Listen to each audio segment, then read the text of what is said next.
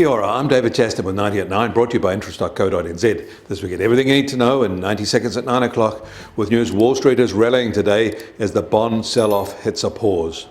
But first, the Omicron wave is biting into American jobs now. Last week should have seen a large seasonal fall in jobless claims, but the actual fall was less than expected. It decreased by an actual 83,000 when 139,000 fall in jobless claims was expected. There was a fall in existing US home sales in December as well, driven by a record low availability of homes for sale, just 910,000 in the whole country, in an unprecedented level. Meanwhile, new US housing starts rose more than expected to an annualised rate of just over 1.7 million in December, its highest since March. And the closely watched Philly Fed factory survey covering an important manufacturing heartland came in very positive and up in January from December, but cost and price pressures remain very elevated. And Japan's exports rose to a record high in December, up more than forecast. Import growth remains high, but it is declining there.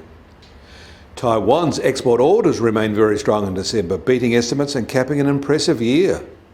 But the cost of shipping all this trade in containers isn't declining, rather staying at very high levels and actually rose again last week. That said, the cost of shipping bulk cargoes continues to slide and it's back to year-ago levels. In fact, it's back to normal levels we've seen over the past 35 years. And China's central bank has stepped in to support a slowing economy that has been weighed down by a slump in their property market. It has trimmed its housing loan prime rates by 5 basis points for the 1 year and 10 basis points for its official 5-year benchmark rate.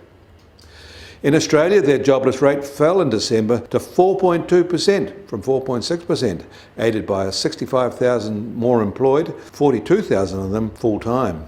But they didn't get their expected improvement in their participation rate. The US Treasury 10-year yield opens today at 1.84% and unchanged from this time yesterday. And the price of gold starts today at $1,841 an ounce and a mere $1 higher. And oil prices start today unchanged as well at just under $86.50 a barrel in the US, while the international Brent price is now just over $88.50 a barrel.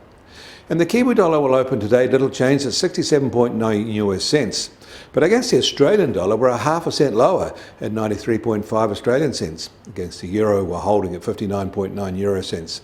And that means our trade-weighted index starts today at 72.2 despite the Aussie move, and little change since this time yesterday. We welcome your feedback. Leave a comment below or on our website. If you like our daily reports, don't forget to hit the like button and subscribe. Kia ora, I'm David Chaston. That was 90 at 9, brought to you by interest.co.nz.